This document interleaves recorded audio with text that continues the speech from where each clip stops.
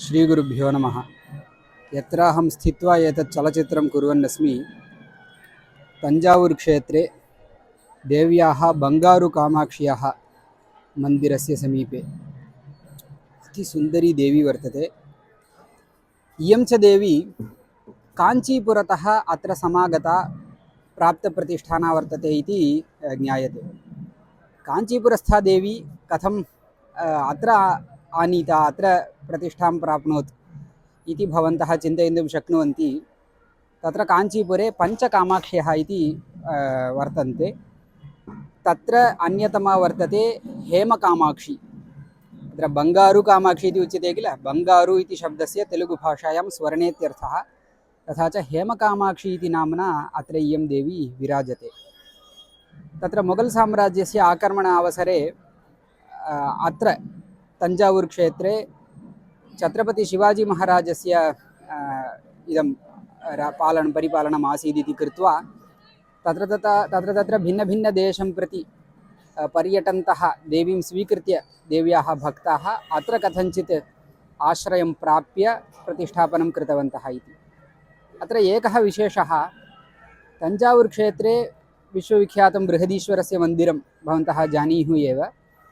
तत्र बृहदीश्वरमन्दिरस्य एवं तञ्जावूर् क्षेत्रे विद्यमानानाम् अन्येषां बहूनां मन्दिराणां धर्मकर्ता इति उच्यते। तत्र मन्दिरस्य निर्वाहादिकं ये कुर्वन्ति धर्मकर्तारः, ते तावत् छत्रं फौण्डेशन् जनाः। छत्रं फौण्डेशन् इति छत्रपति शिवाजी नाम्ना एकं प्रतिष्ठापनं कृतमासीत्। मन्दिराणां निर्वाहः तैः एव क्रियते यद्यपि तथापि बङ्गारु कामाक्षी देव्याः निर्वाहः तावत् काञ्ची कामकोटि पीठेन श्रीमठेन क्रियते इति एतद् ज्ञातव्यम्। इयं देवी अत्यन्तं सुन्दरी। अहं प्रातः दर्शनार्थं गतः, सम्मर्दः नास्ति एव। तत्र भक्तानां द्वित्रिगणानाम् आगमनमासीत्। प्रतिपर्यायं नीराजनं क्रियते। मम तु निर्गन्तुं मनः एव नासीत्। तत्र बङ्गारु कामाक्षी देवी स्वर्णविग्रहः इति मया उक्तं।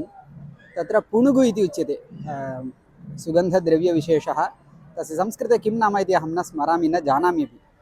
भवन्तः जानन्ति चेत् कमेण्ट् मध्ये ज्ञापयन्तु। पुणुः द्वारा, पुणुगु इति पदार्थद्वारा तत्र लेपनं कृतम् इत्यतः दर्शने तत्र शिलामयं विग्रहम् इत्येव वयं जानीमः। तथापि देवी वस्तुतः स्वर्णविग्रहः इति ज्ञातव्यं। सम्मर्दः नास्ति, सम्यक् स्थित्वा दर्शनं कर्तुं शक्यते।